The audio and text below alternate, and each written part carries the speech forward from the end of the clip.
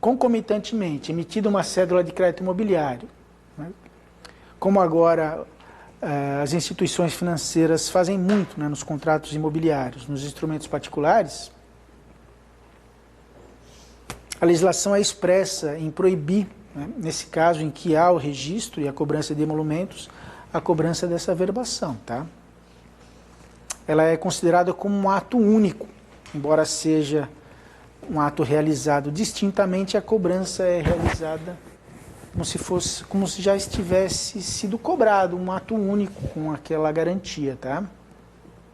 Consequentemente, a cédula de crédito imobiliário apenas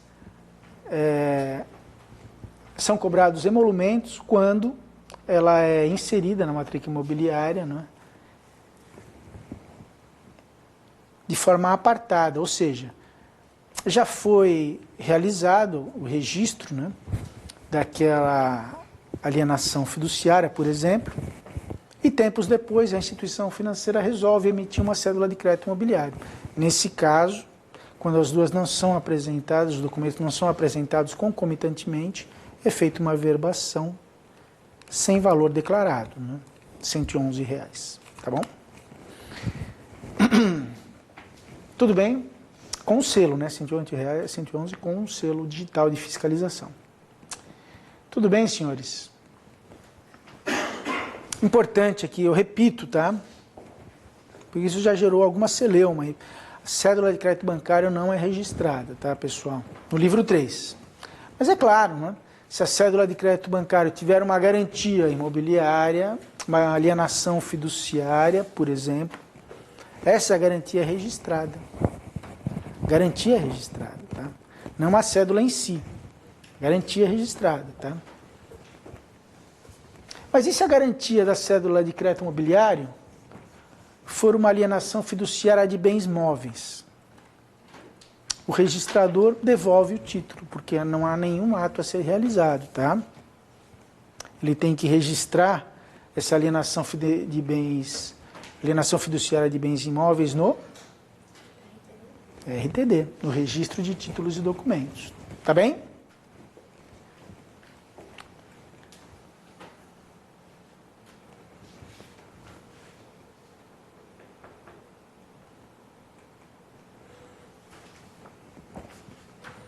Muito bem, com relação à atribuição, né, das serventias, na verdade, as serventias competentes, entre aspas, né, as serventias que possuem atribuição para a realização desses assentos, tá?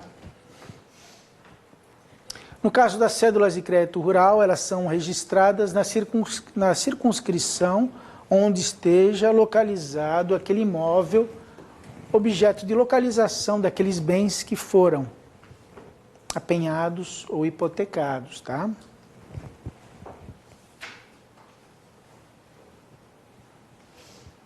Da mesma forma, não é? Analogamente, as cédulas de crédito industrial, a exportação, cédula de crédito comercial, no RI de localização da situação dos bens que são objetos do penhor cedular, tá?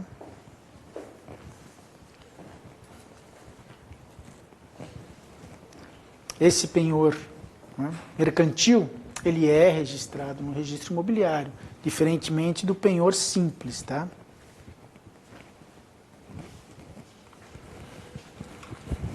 A cédula de produto rural, ela possui uma atribuição conferida ao registro de imóveis de domicílio do emitente, tá? É uma regra diferente.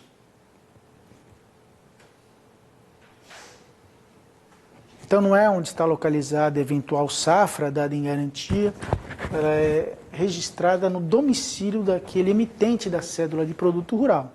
Isso é importante. E, finalmente, pessoal, eu chamo muita atenção aqui para esses prazos, tá? Esses prazos que eu já comentei brevemente aqui durante o dia de hoje, tá? Mas esses prazos especiais de registro. E por que eu chamo muito atenção? Porque aqui em Santa Catarina, esses prazos especiais de registro, eles têm sido seguidos à risca nas fiscalizações procedidas pela Corregedoria Geral de Justiça, tá? Então vejam, registros feitos fora do prazo, com um dia de prazo de diferença, vai gerar problema para o oficial registrador, tá? Sem motivo, né? Se não houve devolução dessa cédula para cumprir alguma exigência, tá? Se ela foi registrada além do prazo de 3 dias, vai dar problema, tá? Vai dar problema. Por quê? Porque foi registrada fora do prazo. Ah, mas o Arnaldo Rizardo disse que esses prazos aí, lá, eles foram superados, não existem mais, né? Não. Não é bem assim. Aqui em Santa Catarina, esses prazos, não é? Eles são seguidos rigorosamente. E mais, entende-se aqui no âmbito da corregedoria que os protocolos também dessas cédulas, eles têm o mesmo prazo de duração que o registro, tá? Então, se o registro não foi feito no prazo de 3 dias, se foi feita alguma devolução, por exemplo, e não foi cumprida pelo apresentante no prazo de 3 dias, o protocolo deve ser cancelado, tá? Essa é a orientação aqui em Santa Catarina. Tudo bem? Muito bem. Com relação à cédula de crédito imobiliário, ela possui também um prazo especial, assim como a cédula de crédito bancário, são 15 dias, tá? E esses prazos estão lá no artigo 52 da Lei 10.931.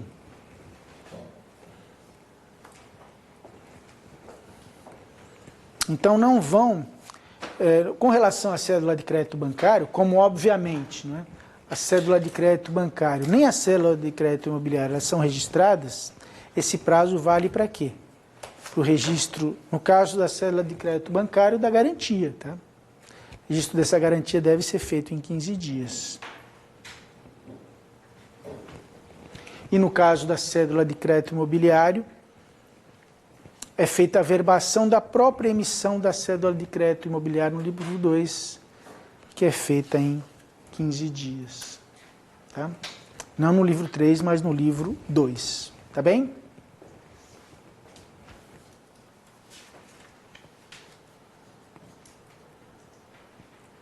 Uma questão também muito importante com relação às cédulas de crédito, que eu chamo a atenção, é o seguinte.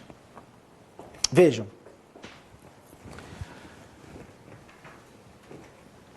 Os bens dados em garantia, se envolverem em imóveis, tá, dessas cédulas de crédito, eles são impenhoráveis, tá?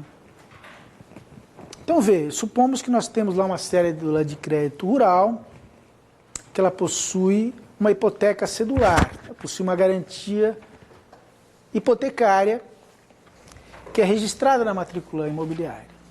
Em regra, os senhores sabem, não é, que a hipoteca ela não impede a alienação. Não é um impeditivo da alienação do bem. Em regra, não é? Mas no caso das cédulas de crédito, nós temos o quê? Nós temos a impenhorabilidade e a inalienabilidade, tá? Elas não podem ser penhoradas, nem alienadas, tá? Essa impenhorabilidade, ela é absoluta? Na realidade, não. Tá? Na realidade, existem algumas hipóteses, não é? que têm privilégio em relação a essa impenhorabilidade cedular, que são os créditos decorrentes de relações do trabalho. Então, se chegar um mandado de penhora para ser registrado ou averbado, né? No meu caso, eu estou averbando, para ser averbado na matrícula imobiliária, proveniente ali de uma penhora realizada na Justiça do Trabalho, um imóvel que já possui uma hipoteca cedular que foi realizado numa cédula de crédito rural, eu realizo essa averbação da penhora, tá? Por quê? Porque esse crédito trabalhista ele possui um privilégio, tá? Assim como também como os créditos fiscais, tá? É a mesma ordem dos créditos falimentares, né? Sim.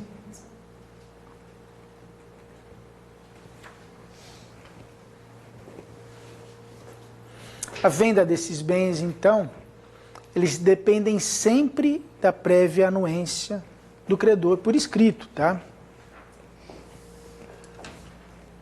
Diferentemente, não é, do que ocorre normalmente, se por acaso houver uma garantia imobiliária sobre esses bens, essa alienação até pode ser realizada desde que haja anuência do credor.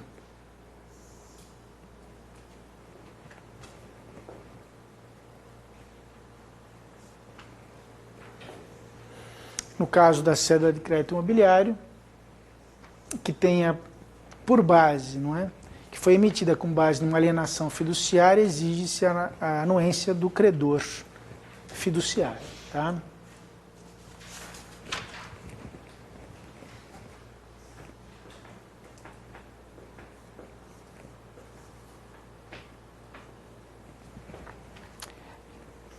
Essa anuência na CCI, ela nem sempre é obrigatória, tá?